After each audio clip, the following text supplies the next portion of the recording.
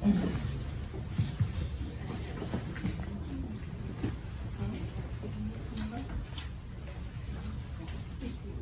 sama-sama membuka firman Tuhan dari Yohanes pasal 15. Kemarin judul saya, Jadilah Ranting yang Berbuah.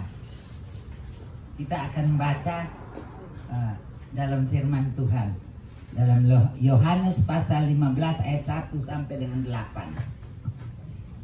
Kita sama-sama membacanya. Kalau saudara-saudara ada Alkitab, silakan, cellphone silakan.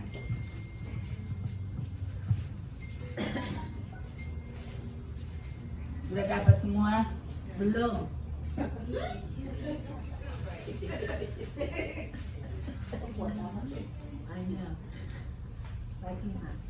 Sudah? Ya, kita baca sama-sama. 1, 2, 3. Akulah pokok anggur yang benar, dan Bapakkulah yang usahanya. Setiap ranting padaku tidak berbuah dipotongnya, dan setiap ranting yang berbuah dibersihkannya supaya ia lebih banyak berbuah. Kamu memang sudah bersih karena firman yang telah kukatakan kepadamu. Tinggallah di dalam aku dan aku di dalam kamu. Sama seperti ranting tidak dapat berbuah dari dirinya sendiri kalau ia tidak tinggal pada pokok anggur. Demikian juga kamu tidak berbuah jikalau kamu tidak tinggal di dalam aku. Akulah pokok anggur dan kamulah ranting-rantingnya. Barang siapa tinggal di dalam aku dan aku di dalam dia, ia berbuah banyak, sebab di luar aku kamu tidak dapat berbuat apa-apa. Barang siapa tidak tinggal di dalam aku, ia dibuang keluar seperti ranting dan menjadi kering. Kemudian dikumpulkan orang dan dicampakkan ke dalam api lalu dibakar. Jadi kalau kamu tinggal di dalam aku dan firman-Ku tinggal di dalam kamu, mintalah apa saja yang kamu kehendaki dan kamu akan menerimanya. Dalam hal inilah Bapa-Ku dipermuliakan, yaitu jika kamu berbuah banyak, dan dengan demikian kamu adalah murid-murid-Ku. Sekianlah pembacaan firman Tuhan. Saya tarik nafas sedikit. Oke. Firman Tuhan tadi berkata bahwa akulah pokok anggur yang benar dan Bapakkulah pengusahanya. Ya, itu ayat 1. Saudara, yang menjadikan langit dan bumi ini siapa? Tuhan Yesus, Allah, Roh Kudus. 3 itu menjadi 1 ya. Saudara, kita lihat bahwa banyak pohon-pohon di dunia. Thank you, no. Banyak pohon-pohon di dunia ini yang besar-besar, ya, kuat-kuat. Dan saya ambil satu pohon, yaitu pohon durian. Saudara tahu pohon durian? Besar. Buahnya juga mahal. Kita tidak bisa beli tapi ya pikir-pikir ya karena terlalu mahal. Tapi kalau dibandingkan untuk mengambil satu buah aja, buah itu mesti orang yang kuat naik ke atas pohon ya. Kalau tidak orang di Ambon biasa bilang ya durian rontok jatuh ya baru dipilih ya. Itu. Jadi saya begini, pikiran kita bahwa kenapa ya Tuhan tidak memilih buah durian yang besar, kuat. Kenapa tuh? Mana buahnya mahal? Kenapa Tuhan Yesus memilih pokok anggur menjadi akulah pokok anggur? Saudara lihat pokok anggur. Anggur itu kan merayap di bawah, ya, merayap. Tapi kadang-kadang orang tidak biarkan anggur itu merayap karena buahnya terlalu enak mungkin ya. Jadi orang bikin para-para, orang Ambon bilang para-para ya, supaya kasih naik pohon anggur ini di atas, supaya kalau dia sudah berbuah lihat buahnya bagus-bagus, saudara. Satu ranting bisa 50 buah, 40 ya, luar biasa. Dan kalau dimakan tuh sangat manis, ya. Dan semua orang bisa mengambilnya. Mau anak kecil, orang tua, ya, orang yang lemah pun bisa ambil. Tapi kalau pohon durian, kalau tidak orang kuat tidak akan ambil, bisa ambil buahnya ya. Itu perbandingannya. Mengapa Tuhan memilih pohon anggur? Kenapa saudara? Ya, sedang di dunia ini pohonnya besar-besar banyak. Tuhan yang jadikan. Tapi saudara, rencana Tuhan dalam hidup kita umatnya, Dia sayang kepada manusia supaya manusia semua bisa makan anggur, bisa ambil ya. Makanya Dia ambil pokok anggur supaya manusia semua bisa datang kepada Dia dan memetik buah anggur. Ya, bisa dibeli murah lagi daripada durian terlalu mahal ya. Bedanya. Itulah Tuhan kita, dia mengerti kita semua anak-anaknya ya. Sebab itu di sini dikatakan pohon anggur itu dia tidak akan berbuah saja begitu, tapi harus cangkul ya, tanahnya dikasih pupuk ya. Setelah dia sudah hidup besar, merayap, sudah berbuah, belum berbuah sudah mulai dikerak itu ranting-ranting yang kotor, yang kering, terus daun-daunnya ya sudah dikumpulkan. Kalau di firman Tuhan setelah itu ranting-ranting kering sudah dipotong, daun-daunnya itu dikumpulkan, lalu dibuang ke dalam api. Nah, siapa itu ranting-ranting kering dan siapa itu ranting-ranting yang berbuah? Ada dua macam ranting, tapi saya pilih situ ranting yang baik yang berbuah sekarang. Kalau saya pilih ranting kering, orang tidak mau dengar karena mereka takut ranting kering itu pasti tidak laku ya. Siapa yang mau ambil, tidak ada yang mau. Pasti dipilih lalu dibuang ke dalam api. Nah itulah masalahnya, masuk ke dalam api kalau ranting kering. Kita semua tidak mau jadi ranting kering ya. Ranting kering saya dikatakan di sini dikumpulkan dan dibuang ke dalam api. Api itu sangat sakit saudara. Nah ranting kering adalah kita manusia yang berdosa. Tentu saudara Ibu Vin ini, saya tiap kali datang ke gereja, saya tiap kali baca firman, kok Ibu Vin bilang saya ranting kering yang orang-orang yang berdosa seperti ranting kering. Saudara, firman Tuhan sudah katakan di dalam Roma pasal 8 ayat 23, saya membacanya saja. Karena semua orang telah berbuat dosa dan telah kehilangan kemuliaan Allah. Ini firman Tuhan berkata semua orang. Jadi tidak ada seorang pun yang tidak berdosa. Yang tidak berdosa hanya Tuhan Yesus, Allah ya.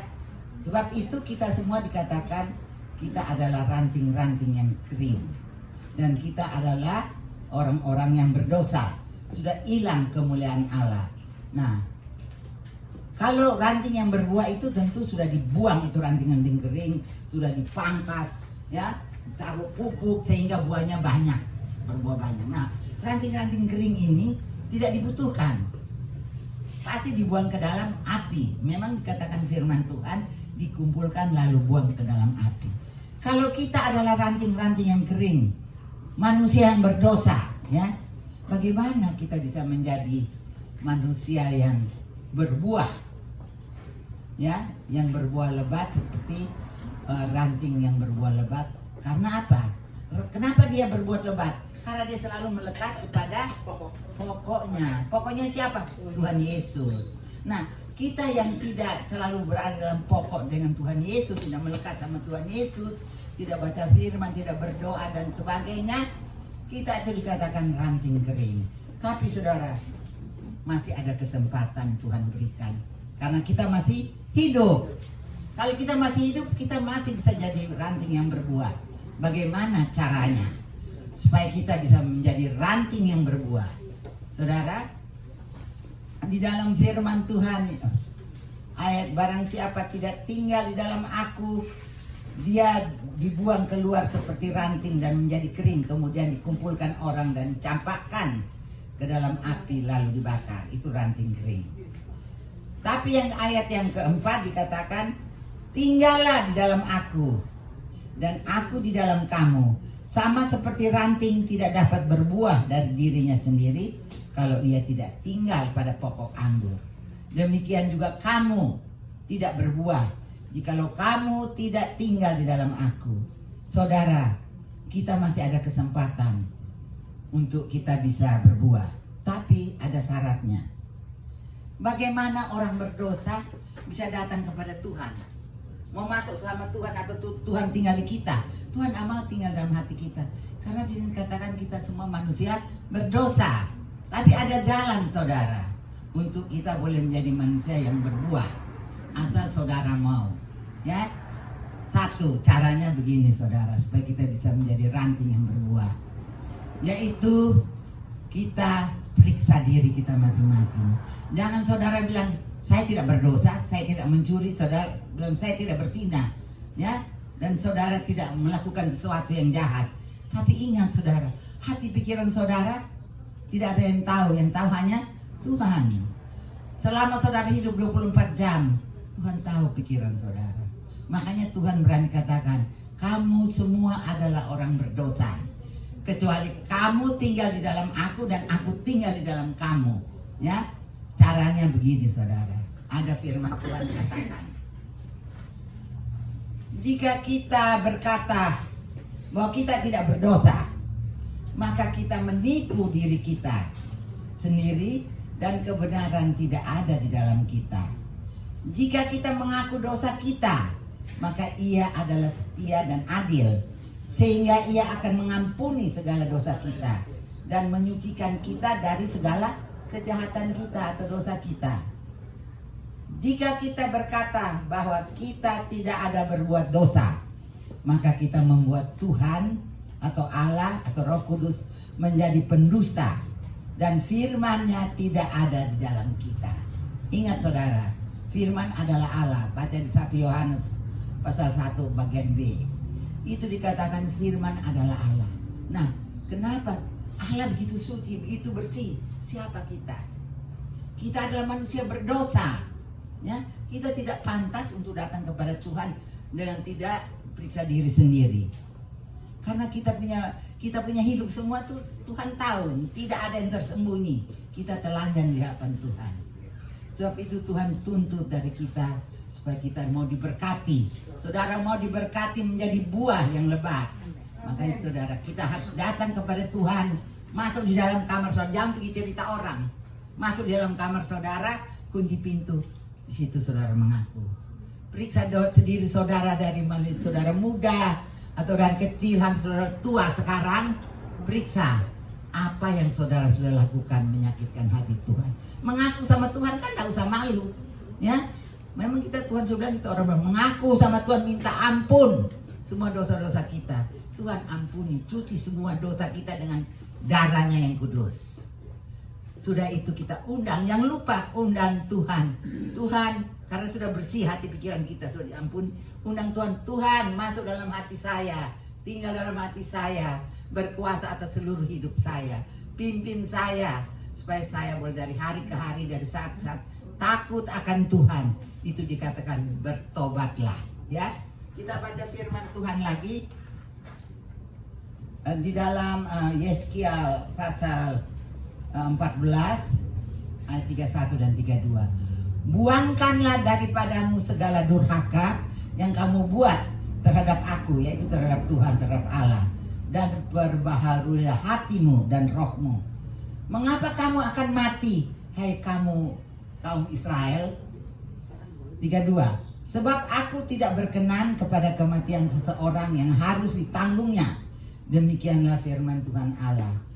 Oleh sebab itu bertobatlah supaya kamu hidup. Jadi biar kita sudah mati, kita hidup lagi dengan Tuhan. Itulah rencana Tuhan, bahwa di dalam firman Tuhan. Sebab sesudah itu, ya sesudah kita undang Tuhan di dalam hidup kita, maka firman yang ketujuh berkata, ini berkat.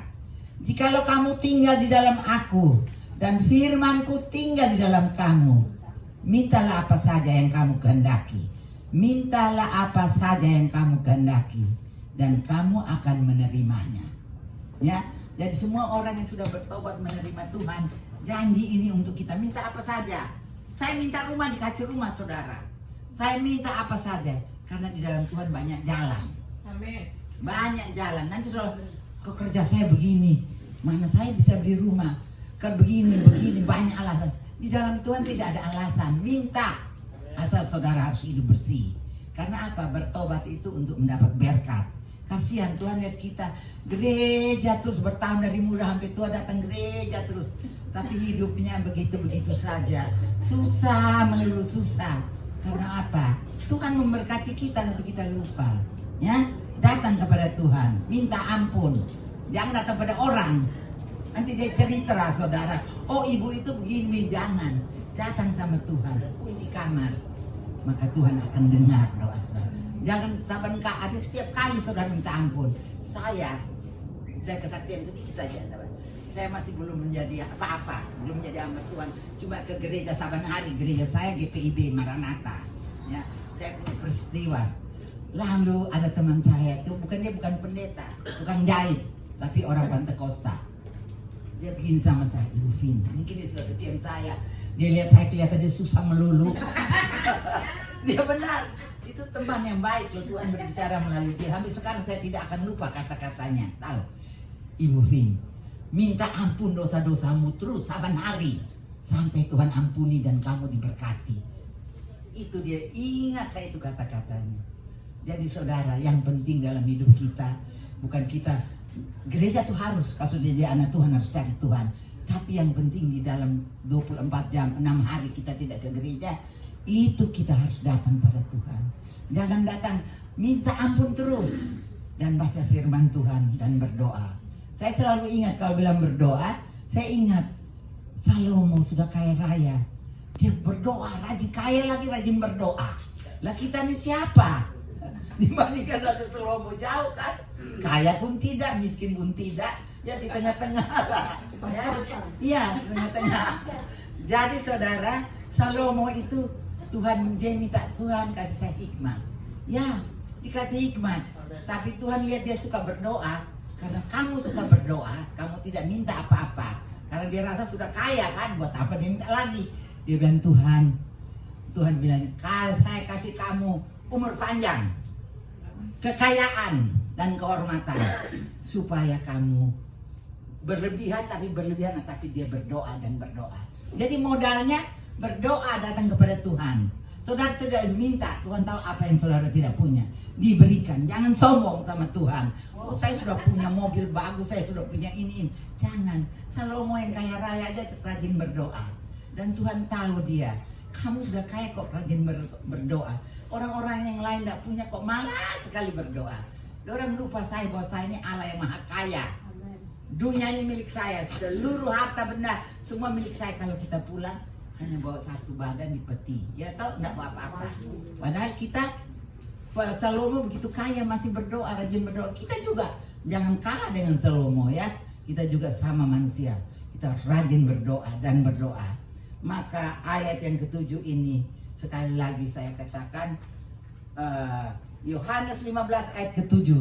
Jikalau kamu tinggal di dalam aku dan firman-Ku tinggal di dalam kamu, mintalah apa saja yang kamu kehendaki dan kamu akan menerimanya. Puji Tuhan saudara. Saudara kalau berdoa juga bisa pakai firman ini sebagai janji Tuhan. Saudara jangan takut dalam kehidupan kita. Terutama kemarin saya sakit lagi sedikit. Anak saya Nona ini sakit panas, muntah-muntah. Waduh, saat rumah mulai takut, semua mulai takut. Cucu saja. Lupa karena saya piara dia dari bayi, bukan dia. Sorry ya. Jadi cucu saya ini mulai sakit, kita semua bingung.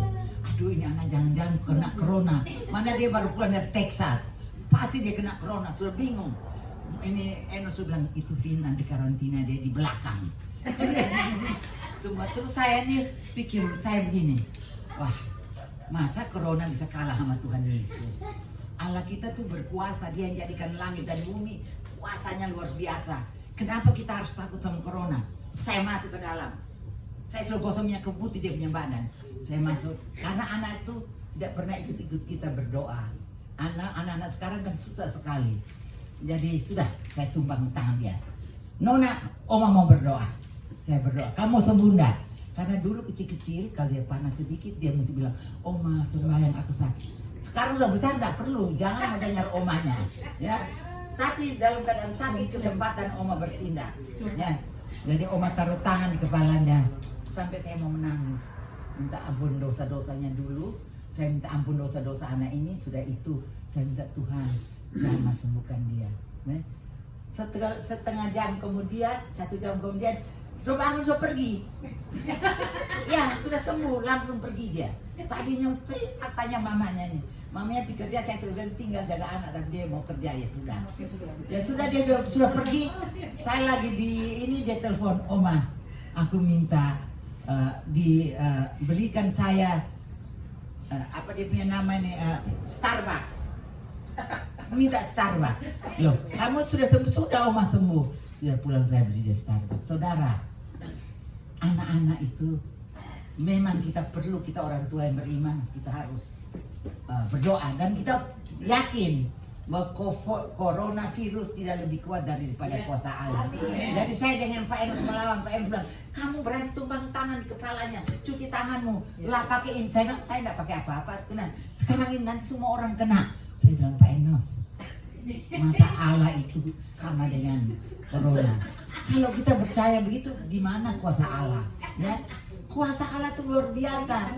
Saya bilang anak-anak, kalau di dalam kamu ada Tuhan Yesus, corona dilihat kamu aja dia tidak berani masuk, dia lari.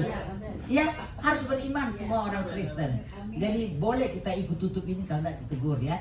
Setiap kali saya lupa saya ditegur sama toko-toko yang jaga. Jadi saudara iya, masuk lupa. Iya. Jadi saudara jangan takut sama corona. Percayalah bahwa Allah kita yang punya dunia.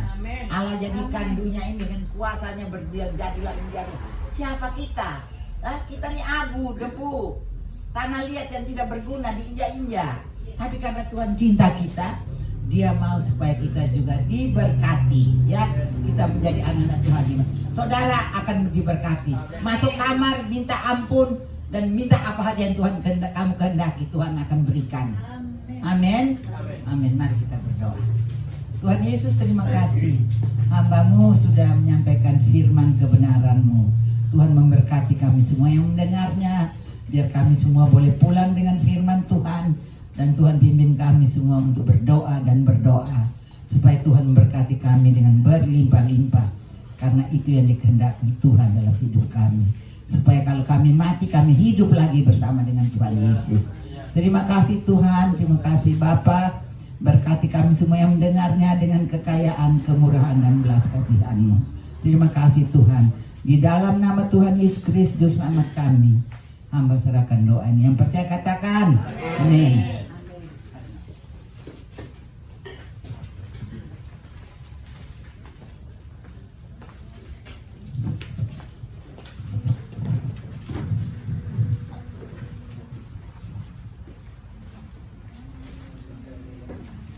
Ya, puji Tuhan, luar biasa.